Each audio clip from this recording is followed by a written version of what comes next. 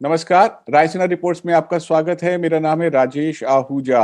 आज के अंक में हम बात करेंगे रशिया और यूक्रेन की, जहां जंग के बादल छाए हुए हैं। इस बारे में हमारे साथ बात करने के लिए मौजूद हैं इफ्तिकार गिलानी। इफ्तिकार बरसों से दिल्ली में रिपोर्टिंग कर चुके हैं, सीनियर एडिटर रहे हैं।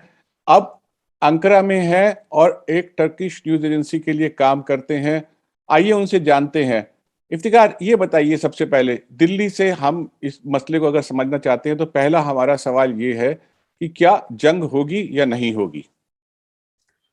देखिए, ये बहुत बहुत शुक्रिया आपका जो बुलाने का। चूंकि मैं ऐसी जगह पर यहाँ इस वक्त बैठा हूँ जहाँ पर बिल्कुल एक हब है, जहाँ से आप देख रहे हैं, पिछले हम कई दिनों से देख रहे हैं कि यहाँ पर जो बॉस्फोरस है जो कनेक्ट करता है ब्लैक सी को मेडिटेरियन के साथ, यहाँ से पिछले कई दिनों से आप ये जो रूस अपने जहाज मेडिटेरियन से वापस बुला रहा है ब्लैक सी की तरफ। हम पिछले कई दिनों से सबमरीन्स देख रहे हैं रूस की आ रही हैं, और ये उनके रूस के कई जंगी जहाज कई दिनों से इससे गुजर रहे हैं। और इसके अलावा जो यहाँ पर तुर्की में तकरीबन दो बेसिस हैं अमेरिका की, इंजरलिक बेस और इजमीर बेस। इन दोनों बेसिस पर कई दिनों से एक्सरसाइजेस हो रही हैं। यहाँ जो आपने केमिकल अटैक्स के जो खतरा है उसके लिए जो है तैयारियां हो रही हैं कि उसको कैसे बचाया जा सके। और यहीं पर जो है अमेरिका के तकरीबन 50 B-61 न्यूक्लियर बॉम्ब्स भी हैं, वो यहीं तुर्की में हैं। और ये न्यूक्लियर शेल्टर्स वगैरह पर भी जो है एक्सरसाइज हो रही हैं। इंजरलिक वगैरह इलाके में जो है वहाँ सिविलियंस वगैरह को भी जो है दिखाया गया है कि किस तरह से जो है इन अटैक्स को, न्यूक्लियर अटैक्स को वगैरह को किस तरह से बचा जा सके। अब ये कहना है कि जंग होगी कि नहीं होगी, ये जंग अगर होगी भी, ये कोई ऐसी मामूली जंग नहीं होगी जो इराक टाइप की जंग थी। ये जंग अगर ऐसी जंग होगी तो ये तो वाकई जो है एक नई थर्ड वर्ल्ड वॉर टाइप की ही जंग हो सकती होगी ये। लिहाजा इस वक्त कोशिशें तो हो रही हैं, कोशिशें तो हर जगह से हो रही हैं कि किसी तरह से जो है इसको जो है किसी डिफ्यूज किया जाए सिचुएशन को। अगर आप देखें, ये बिल्कुल 1962 का जो क्यूबन मिसाइल क्राइसिस वाला सिचुएशन था, बिल्कुल वैसी तरह की सिचुएशन पैदा हो रही है। उस वक्त एक्टर्स डिफरेंट थे। उस वक्त तो सोवियत यूनियन और अमेरिका था, और इस वक्त दोनों के रोल प्लेज डिफरेंट है। इस वक्त अमेरिका चाहता है कि अपने नाटो में इसको शामिल करके यूक्रेन को शामिल किया जाए, और यूक्रेन में जो है अपने मिलिट्री बेसिस बनाए जाएं। यूक्रेन में जो है बिल्कुल रशिया की बॉर्डर के पास वो अपने एसेट्स वहां पर रखें, और कुछ कहना है कि ऑलरेडी वो एसेट्स रखे जा चुके हैं वहां पर, जिसकी वजह से रूस को सब रूस तिलमिला गया है, क्योंकि उनके साथ एक एग्रीमेंट हो चुका था 1990 में, जिस वक्त यूक्रेन अलग कंट्री बन गई थी। उस वक्त उनके साथ एक एग्रीमेंट हो चुका था कि तुर्की से आगे नाटो नहीं फैलेगा, जो इससे आगे नाटो नहीं जाएगा। लेकिन अमेरिका जो है किसी भी सूरत में उस पर तैयार नहीं है, नाटो बिल्कुल उसी सूरत में तैयार नहीं है। वो कहते हैं कि हमें रिक्वेस्ट आई है यूक्रेन से, हम उस रिक्वेस्ट को जो है नकार नहीं सकते हैं। और नाटो में कोई भी कंट्री किसी अपने मेरिट के बेसिस पर या अपने इसके बेसिस पर नाटो में दाखिल हो सकती है। ये एक बहुत क्योंकि अगर आप ये नक्शा अगर देखें, आप ये जो ब्लैक सी का या रूस का नक्शा अगर देखें आप, रूस के पास सिर्फ जापान के सी के अलावा कहीं पर भी उसके पास प्रॉपर सी नहीं है, जो उसको कह सकते हैं कि जैसे हमारे इंडिया के हमारे तीन तरफ से जो गर्म पानी का समंदर है, रूस के पास सिर्फ ऊपर के साइबेरिया के इलाके में, लेकिन हमेशा जमा हुआ रहता है। नीचे के इलाके में सिर्फ जो ये ब्लैक सी है उसके पास, और इसका भी एरिया बहुत ही कम है उसके पास, सिर्फ 800 किलोमीटर का एरिया है, ब्लैक कोस्ट लाइन है सिर्फ ब्लैक सी पर, इतने बड़ी कंट्री होते हुए भी। और फिर वो कनेक्ट जब हो जाता है मेडिटेरियन के साथ, अटलांटिक के साथ, तो एक बहुत ही तंग सी पट्टी जैसे ये बॉस्फोरस से होते हुए उनको गुजरना पड़ता है, जहां पर अमेरिका का ऑलमोस्ट कंट्रोल है एक तरह से। वहां पर अमेरिकन बेसिस हैं तुर्की में, क्योंकि तुर्की के रास्ते हुए जाना पड़ता है उनको। फिर आगे भी जिब्राल्टर के होते हुए वो अटलांटिक सी में पहुंच सकते हैं। इस लिहाजा जो है ये एक बहुत ही हाईली स्ट्रेटेजिक एरिया है, स्ट्रेटेजिक पॉइंट है के हिसाब से। और रूस की अपनी क्या कहते हैं कि अपनी सर्वाइवल के लिए यहाँ पर वो किसी भी सूरत में अब वो बर्दाश्त नहीं करेगा कि अब तुर्की के बाद जो है यूक्रेन के बिल्कुल अपने बॉर्डर के बिल्कुल पास अमेरिका के मिलिट्री एसेट्स पहुंच जाए। ये एक, अब इस वक्त तकरीबन अगर आप देख रहे हैं, इस वक्त तकरीबन 1.5 लाख के करीब रूसी फौजें जो हैं वो यूक्रेन के पास हैं। इसी तरह से 30,000 साउदर्न साइड में बेलारूस में भी वो पहुंच चुकी हैं। लेकिन उसी तरह की तैयारियां ऑलमोस्ट तकरीबन अमेरिका में भी कर चुके हैं। हम कई दिनों से यहाँ से देख रहे हैं कि अमेरिका के जो जंगी जहाज हैं वो परवाजें कर रहे हैं, वो अपनी फ्लाइट्स ले रहे हैं, वो भी तैयारी कर रहे हैं। अमेरिका के ऑलरेडी यहाँ पर एसेट्स ऑलरेडी रूस के बॉर्डर के पास मौजूद हैं, और इस वक्त उन्होंने पूरे एशिया पैसिफिक से लेकर जापान के बॉर्डर से लेकर अटलांटिक तक हर जगह जो है अमेरिका ने अपनी फोर्सेस को डिप्लॉय किया है और अपनी फोर्सेस को बिल्कुल तैयारी की हालत में रखा हुआ है। ये इस वक्त की सूरत हाल। और अभी भी तकरीबन कुछ घंटे पहले ही खबर आ रही थी कि यूक्रेन में के एक इलाके में जो एरिया है वहां पर कुछ एक आज धमाका भी हुआ है। और ये किस तरह का धमाका, जैसे इससे पहले भी एक किंडरगार्टन के इस पर हमला हुआ था, ये धमाका किस तरह का है, किस निवेद का, अभी तक उसका पता नहीं चल रहा है। लेकिन आज ये सुबह की एक डेवलपमेंट है। इफ्तिकार, ये कहा जा रहा है अमेरिका ने दो अनयूजुअल स्टेप्स लिए हैं। पहली बात तो यह है कि उन्होंने कहा अभी तक कमिटमेंट नहीं किया कि यूक्रेन में अपनी फोर्सेस भेजेंगे, और उसके अलावा उन्होंने ये कहा है कि जो अगर रशिया इन्वेजन करता है तो सिवियर इकोनॉमिक सैंक्शंस लगाए जाएंगे, इस कदर जो कि पूरी रशियन इकोनॉमी को क्रिपल कर सकते हैं। और दूसरी बात ये कही अमेरिका ने करी है, वो जो उनके पास इंटेलिजेंस आ रहा है उनको वो बहुत प्रोएक्टिवली शेयर कर रहे हैं कि और साथ में अमेरिकन विदेश मंत्री ने यूएन सिक्योरिटी काउंसिल को बताया कि किस तरीके से कुछ फॉल्स फ्लैग खड़े करके कोई बहाना बनाकर रशिया जो है यूक्रेन में घुस सकता है। उसके बहुत सारे उन्होंने एग्जाम्पल्स भी दिए हैं। केमिकल अटैक रियल में हो सकता है या दिखाया जा सकता है, फर्जी मास ग्रेव्स दिखाई जा सकती हैं, कोई टेररिस्ट अटैक या ड्रोन अटैक कर सकते हैं। तो आप जो बात कह रहे हैं कि अभी जो अटैक हुआ है उसकी उसके बारे में सिचुएशन साफ नहीं है, तो जाहिर है दोनों पक्ष एक दूसरे पे ब्लेम करेंगे, और इस आरोप प्रत्यारोप के बीच में रशिया को बहाना मिल सकता है यूक्रेन पे। तो ये लगातार अमेरिका की तरफ से प्रोएक्टिवली ये इंटेलिजेंस शेयर किया जा रहा है। आपको लगता है कि डिप्लोमेसी इस तरीके की वर्क करेगी? देखिए, यूक्रेन जो है ऑलरेडी एक बहुत ही एक तरह से क्राइसिस कंट्री थी पहले से ही, जब से ये तकरीबन अगर कह सकते हैं 2014 के बाद कुछ ज्यादा ही। ये 2014 में वहाँ के जो प्रेसिडेंट थे वो थोड़ा रशियन लीनिंग थे, तो उन्होंने उस वक्त जो है यूक्रेन, क्योंकि यूक्रेन जिस वक्त अलग हुआ था सोवियत यूनियन से, तो जाहिर सी बात है, तो उस वक्त उनको वो सोवियत यूनियन के अगेंस्ट ही अलग हुए, उससे अलग अलग हो गए थे। लेकिन उसके ईस्टर्न यूक्रेन मगर जो है वहां पर जो है रशियन ओरिजिन पॉपुलेशन जो है वो खासी ज्यादा है। वो हमेशा से सेंटर के खिलाफ रहे, ये यूक्रेन के सेंटर के खिलाफ। यूक्रेन एक बहुत बड़ी कंट्री भी है, मेरे ख्याल में रशिया के बाद नंबर 2 कंट्री है, सबसे बड़ी कंट्री यूरोप में वो। तो ये हमेशा से रशिया के सेंटर के खिलाफ वो लगे रहे हैं। तब 2014 में जो एक प्रेसिडेंट था जो बिल्कुल जिसकी रशियन लीनिंग थी, और उसने उस वक्त जो है वापस रशिया के साथ कुछ एग्रीमेंट्स करने की कोशिश की थी, मिलिट्री एग्रीमेंट्स, तो उसके खिलाफ बाकी यूक्रेन में बगावत हो गई थी। उसकी वजह से उसके बाद उसको हटना पड़ा था। जब वो हटा तो उस पर जो है ईस्टर्न यूक्रेन में जहां का था वो वहां पर उसके जो है पक्ष में वहां पर लोग निकल गए, और जिसको फायदा उठाकर रूस ने फिर इंटरवीन किया, और इंटरवीन करके जो है क्रीमिया को ऑलमोस्ट जो एरिया था इसका, उसको अपने आप में उसको जो है मर्ज कर दिया रशिया के साथ, क्योंकि वहां पर उनकी एक नेवल बेस ऑलरेडी थी वहां पर।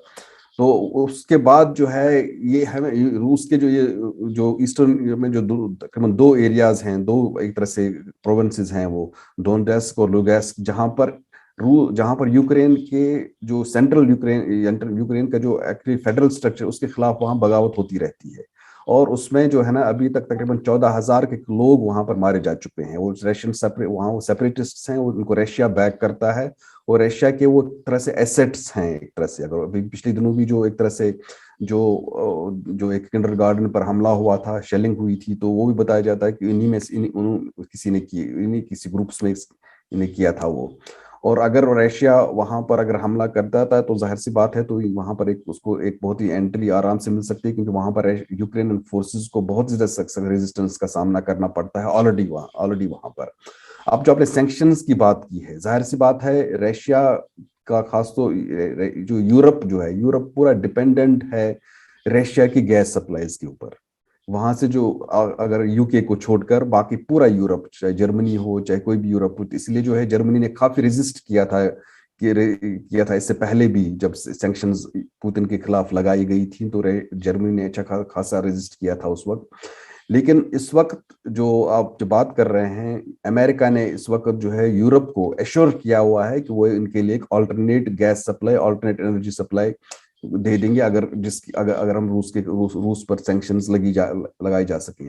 और ये सैंक्शंस अगर रूस पर वाकई लग जाती हैं, तो जो गैस सप्लाई का इनका, क्योंकि यहाँ पर एक पूरा मैकेनिज्म है रूस से गैस पहुंचाने का यूरोप, ये पूरा का पूरा डिस्टर्ब हो जाएगा। अगर ये पूरा डिस्टर्ब हो जाएगा, ये रशिया की मैक्सिमम अपनी इकोनॉमी जो है वो इसी से चलती है, तो रशिया वाकई उस पर इकोनॉमिकली जो है क्रिपल हो सकता है। लेकिन रशिया के पास एक ऑप्शन है चाइना, लेकिन चाइना की साइड में उनको इतना बड़ा नेटवर्क है, इतना बड़ा वहां पर ये नेटवर्क बनाना या वहां पर इंफ्रास्ट्रक्चर बनाना गैस पाइपलाइंस का, वो अभी इतनी जल्दी पॉसिबल नहीं हो पाएगा उनके लिए, चाइना के लिए बनाने के लिए। लेकिन अगर आप आइंदा के लिए देख रहे हैं, आइंदा के लिए जो है जाहिर सी बात है रूस और चाइना जो है इमर्ज हो रहे हैं, एक तरह से एक ब्लॉक इमर्ज हो रहा है।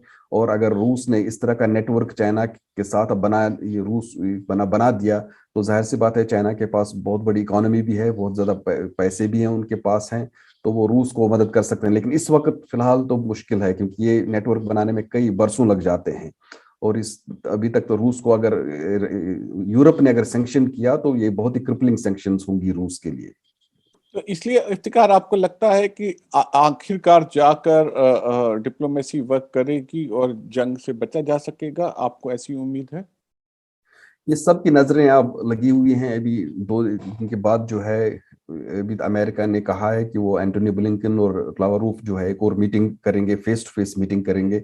सबकी नजरें इस वक्त उस पर लगी हुई हैं। अगर उस मीटिंग में कुछ सामने आ जाता है, क्योंकि बताया जाता है कि जो रूस ने एक विश लिस्ट दी थी जिसको अमेरिका ने पहले निकार दिया था, जिसमें सबसे बड़ा इंपॉर्टेंट यही था कि दैट एक इनको यूक्रेन के बॉर्डर के पास वो अपने मिसाइल्स लगाने नहीं दे रहा है, लेकिन उसके बदले में रूस क्या देगा। रूस ने जो जिस तरह से वो इंटरवेंशन कर रहा है, ये अब मसला अब सिर्फ बचा हुआ, ये मसला सिर्फ अब यूक्रेन तक ही महदूद नहीं है। इसमें अब सीरिया भी है, इसमें अब लीबिया भी है, इसमें बहुत सारी कंट्रीज अब सामने आ गई हैं जहां जहां रूस और अमेरिका एक दूसरे के आमने सामने हैं। अब उन जगहों पर अब क्या कंसेशंस रूस दे देता है, क्योंकि सीरिया में जब सीरिया में रूस के आने से एक एक मिडिल ईस्ट का पूरा मिडिल ईस्ट अपने लिए खोल दिया था रूस ने। लिहाजा उसके बाद जो है S-400 मिसाइल्स जो रूस सीरिया से लेकर तुर्की और बाकी जगहों पर जो है अब वो डिप्लॉयमेंट्स कर रहा है, तो लिहाजा एक बहुत बड़ा एक पूरा एक पैकेज ही है, ये सिर्फ यूक्रेन का ही मसला नहीं रहा है। अब उस पैकेज में रूस किस हद तक जो है किस हद तक जो है एक कंसेशंस दे देगा अमेरिका को, ये अब लग रहा है कि ये शायद इस एंटोनी ब्लिंकन और लावारोव की जो मीटिंग होने वाली है, शायद इसमें वो अब चीजें डिस्कस हो जाएंगी। लेकिन हमारे इंडिया के लिए जो सबसे बड़ी जो खतरे की बात है इंडिया के लिए, जो क्योंकि ये 2 कंट्रीज मुझे लग रही हैं, एक तुर्की और इंडिया, अगर ये टेंशन जितना जितना भी बढ़ेंगे, इन 2 कंट्रीज जो है ये बहुत ही मुतासर हो जाएंगे इस टेंशन से। क्योंकि अगर आपको याद होगा, जो 1962 में जब ये क्यूबा मिसाइल क्राइसिस हुई थी, जिसमें ये दोनों सुपर पावर्स अमेरिका और रूस, सोवियत यूनियन उस वक्त दोनों एंगेज बिजी हो गए थे। उस पीरियड में वो 10 दिन का पीरियड था, उस 10 दिन के पीरियड का फायदा उठाकर उस वक्त चीन ने लद्दाख वगैरह में जो है मिलिट्री कैंपेन की थी, और उस वक्त एक जंग शुरू हो गई थी चीन और इंडिया के बीच में। इस वक्त भी अगर आप देखें, उस जो वो बॉर्डर है, उस वक्त भी वहां पर फेस ऑफ चल रहा है। चीन की और इंडिया की फौजें जो हैं एक दूसरे के आमने सामने हैं, और यहाँ पर जो है सुपर पावर्स एंगेज्ड हैं। तो कहीं ऐसा ना हो कि वो चीन उसका फायदा उठाकर वहां से कुछ ऐसी सिचुएशन पैदा करे इंडिया के लिए। लिहाजा ये इंडिया के लिए भी जो है बहुत बड़ी एक चुनौती है इस वक्त। इफ्तिकार, एक भारत के लिए तो ये बहुत ही टाइट रोप वॉकिंग वाला मामला है। रशिया ट्रेडिशनल एलाई है और दूसरी तरफ अमेरिका के साथ हमारे आर्थिक हित जुड़े हुए हैं। हम वापिस चलेंगे व्लादिमीर पुतिन की तरफ। पुतिन की रणनीति ने पुतिन ने साफ साफ कह दिया है कि वो किसी भी सूरत में यूक्रेन को नेटो में जाने से उसको स्वीकार नहीं करेंगे।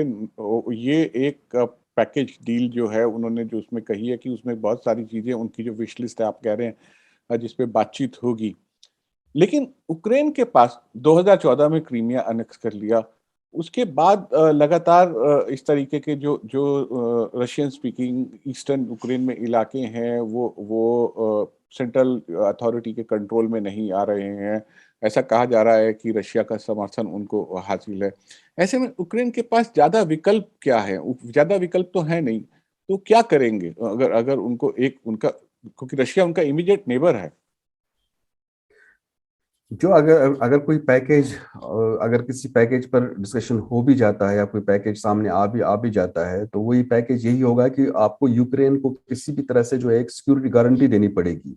क्योंकि जैसे आपने बताया कि यूक्रेन के साथ इस वक्त उनके उनके इराक उनके जो है एक बहुत बड़ा इलाका एरिया उनका था जो रूस ने एनेक्स किया, क्रीमिया। उसके बाद इसके बावजूद भी उसके इस एनेक्सेशन के बावजूद उनके दो एरियाज हैं, उन दो एरियाज में जो अच्छी खासी इस वक्त जो है इंसर्जेंसी चल रही है, जिसको रूस पीछे से सपोर्ट कर रहा है उस इंसर्जेंसी को। ये जो इंसर्जेंसी है, ये रूस के पास एक तुरुप का पत्ता सा है। अगर अल्टीमेटली अगर कोई डिस्कशन होगा या अल्टीमेटली अगर कोई एग्रीमेंट होगा, अल्टीमेटली अगर रूस को पीछे हटना पड़ेगा, वो यही एश्योरेंस होगी कि वो इनको सपोर्ट करना बंद कर दे। क्योंकि अब मैंने कहा कि इन दो एरियाज में जो है पिछले कई सालों तक में 14,000 के करीब लोग इंसर्जेंसी में मारे गए हैं। ये तो चूंकि हम लोग बहुत ज्यादा इनवर्ड लुकिंग है, हम इन एरियाज को जो हम उसी वक्त मॉनिटर करते हैं जब वहां पर कुछ हो जाता है।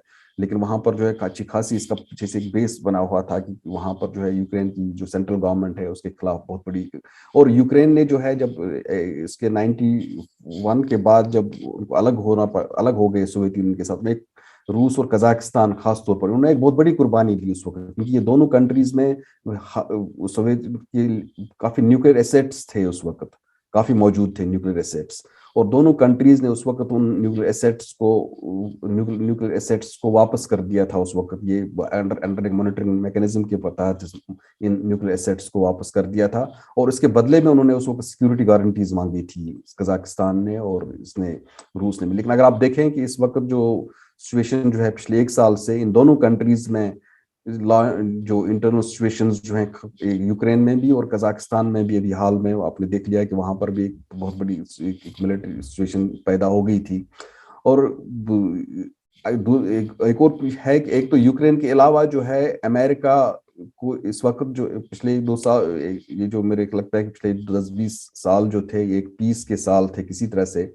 लेकिन अब अमेरिका जो है उन एरियाज को जो उन्होंने बिल्कुल रखे हुए थे कि ये रूस के नो गो एरियाज थे, तकरीबन एक सेंट्रल एशिया और दूसरा जो ये यूक्रेन तुर्की के बाद का जो एरिया है यूरेशिया का, एक नो गो एरियाज रखे हुए थे और ये अमेरिका वगैरह भी उनमें ज्यादा मुदाखलत नहीं कर रहा था। लेकिन हमने देखा है कि अब अफगानिस्तान के रास्ते से जो है अमेरिका ने अच्छी खासी जो है पकड़ बनाई हुई है सेंट्रल एशिया में, और सेंट्रल एशिया में भी उसकी अच्छी खासी मुदाखलत हो रही है। और अभी जो कजाकिस्तान में जो जो इवेंट्स हुए हैं उनमें बिल्कुल एलिगेशंस हैं, कहना है कि अमेरिका का उसमें बड़ा हाथ था। लिहाजा जो है एक तरह से एक तरह से जो रूस को चार तरफ से घेरने की जो कोशिश अमेरिका कर रहा है, रूस उसके खिलाफ जो है, जाहिर सी बात है पुतिन खास तौर पर उसके खिलाफ जो है अब सामने आ गए हैं, रेजिस्ट कर रहे हैं उस पर, जिसमें यूक्रेन भी एक फैक्टर है। इफ्तिकार, हमने अब आखिरी सवाल आपसे मैं करना चाहूंगा अमेरिका पर। डोनाल्ड ट्रंप के टाइम पे हमने देखा किस तरीके से रशिया का डिप्लोमेसी में अपर हैंड हो गया। शायद ऐसा माना जाता है कि कुछ ऐसा कंप्रोमाइजिंग कुछ इंफॉर्मेशन थी, लोग कहते हैं डोनाल्ड ट्रंप के बारे में रशिया के पास, जिसकी वजह से डोनाल्ड ट्रंप जो है रशिया पर हावी नहीं हो पाए और लगातार डिफेंड करते रहे इन एलिगेशंस के बावजूद कि रशिया ने अमेरिका का चुनाव जो है, डोनाल्ड ट्रंप और हिलरी क्लिंटन का चुनाव जो है उसको प्रभावित करने की कोशिश की थी। और लास्ट जो चुनाव था 2020 का, उसमें भी बहुत सारे ऐसी अंदेशे जताए गए थे कि रशिया जो है चुनाव को प्रभावित करने की कोशिश करेगा। लेकिन वहां पे जो है बाइडन जीत गए। As vice president to Barack Obama, Joe Biden ने यूक्रेन में अपना काफी टाइम इन्वेस्ट किया था उस कंट्री को खड़ा करने को, और इसका खामियाजा उनको पॉलिटिकली भी भुगतना पड़ा क्योंकि उनका बेटा वहां पे एक्टिव हो गया था, जिसकी वजह से उनपे एलिगेशंस का भी उनको सामने करना पड़ा। बाइडन डोनाल्ड ट्रंप नहीं है और रशिया को जो डोनाल्ड ट्रंप के टाइम पर अपर हैंड मिल गया था, अब अमेरिका उस पूरे अपर हैंड को हटाते हुए अपनी पोजीशन को रीगेन करने की कोशिश कर रहा है उस इलाके में। तो ये जो फेस ऑफ है रशिया और अमेरिका के बीच में, क्या ये आने वाले सालों के बीच में ये तय करेगा कि यूरोप में और खास तौर पर रशिया और उसके आसपास के इलाकों में, उसके आसपास की कंट्रीज में किस तरीके से डिप्लोमेसी चलेगी, रिलेशंस किस तरफ झुकेंगे, बैलेंस जो है वो किस तरफ झुकेगा? क्या ये आप इस तरीके से देखते हैं इस फेस ऑफ को? देखिए, जो अमेरिका के पिछले दो प्रेसिडेंट थे, बाराक ओबामा और उसके बाद जो है डोनाल्ड ट्रंप, उन दोनों का जो उस वक्त ये फोकस था वो चीन था, चीन को कंटेन करना है। लिहाजा जो एशिया पैसिफिक स्ट्रेटजी भी उन्होंने बनाई थी चीन के हवाले से। और अभी तक भी अगर आप देखें कि रूस की, अमेरिका की जो भी पॉलिसी, फॉरेन पॉलिसी, वो होती थी किस तरह से जो है चीन को कंटेन किया जाए, चीन को किस तरह से काबू में रखा जाए। ये लेकिन जो है जो उनको इस दौरान जो है रूस ने अच्छे खासे पाँव, एक तरह से कह सकते हैं पाँव फैला दिए थे। रूस ने जिस तरह से एंट्री की मिडल ईस्ट में, बहुत सालों के बाद, सोवियत यूनियन के टूटने के बाद पहली बार रूस ने एंट्री की थी मिडिल ईस्ट में सीरिया के हवाले से, और वहां पर खासा कामयाब रहा वो। वहां पर जो भी अमेरिका की जो रणनीति थी सीरिया में या जो वो पूरी की पूरी फेल हो गई because of the Russian intervention. वरना सिर्फ ईरान का इंटरवेंशन था, उससे तो कुछ हो नहीं सकता था वहां पर, लेकिन रशियन इंटरवेंशन ने वहां पर बिल्कुल सिचुएशन चेंज कर दी, वहां गेम चेंज कर दिया सीरिया में। अब वो सिर्फ सीरिया तक ही महदूद नहीं रहा था, अब सीरिया से भी आगे अब रशिया जा रहा था। रशिया की अपनी एक फोर्स जो है वैगनर ग्रुप है। अगर आप देखें कि वैगनर ग्रुप के जो पैर जो है फैलाए, अब वो अफ्रीका, सेंट्रल अफ्रीका में भी आप उनको देख सकते हैं। उनको आप उनको जो है लीबिया में भी उनको देख सकते हैं। ये एक ऐसी सिचुएशन पैदा हो गई थी अमेरिका के लिए जिसमें शायद सीआईए को, क्योंकि डोनाल्ड ट्रंप के वक्त में अमेरिका की एक सिचुएशन ऐसी थी कि उस वक्त जो अमेरिका के जो ट्रेडिशनल आर्म्स हैं, जैसे सीआईए, स्टेट डिपार्टमेंट, पेंटागन वगैरह, उसने उनको किनारे कर दिया था। और डोनाल्ड ट्रंप जो खुद अपनी मर्जी से फैसले लेता था। और फिर दूसरी चीज जो है, बाइडेन ने रूस को इस चीज पर भी माफ नहीं किया है, जिस तरह से उन्होंने वहां पर इलेक्शंस में इंटरवेंशन किया था ट्रंप के वक्त में, उसको उन्होंने वो सीआईए ने उनको माफ नहीं किया है।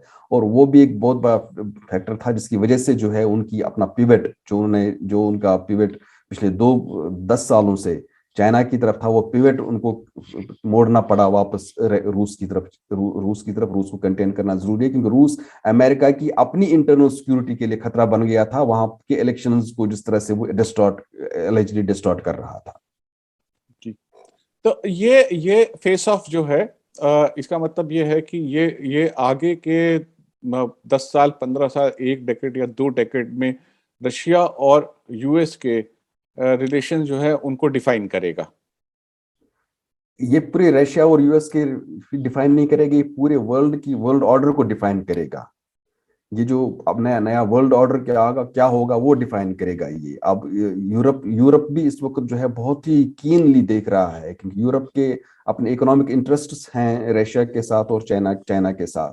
वो रशिया और दूसरा इस वक्त जो है सबसे इंपॉर्टेंट चीज जो हुई है, मतलब जो अमेरिका की एशिया पैसिफिक पॉलिसी थी, एशिया पैसिफिक पिवट था, जिसकी वजह से क्वाड बन गया था, वो बिल्कुल ही अब इरेलेवेंट सा लग रहा है कि इरेलेवेंट सा हो गया है, क्योंकि ये वापस जो फोकस जो है वो रूस की तरफ चला गया है। लिहाजा एक नए वर्ल्ड ऑर्डर को ही डिफाइन करेगा ये। जी, बहुत बहुत शुक्रिया इफ्तिकार, इस पूरे मसले पर जानकारी देने के लिए। हम आपसे लगातार संपर्क में रहेंगे, बात करते रहेंगे, समझने के लिए कि और क्या हो रहा है। दुआ करते हैं कि जंग ना हो और डिप्लोमेसी से इसका हल निकल जाए। बहुत बहुत शुक्रिया हमारे को ज्वाइन करने के लिए। बहुत बहुत शुक्रिया आपका।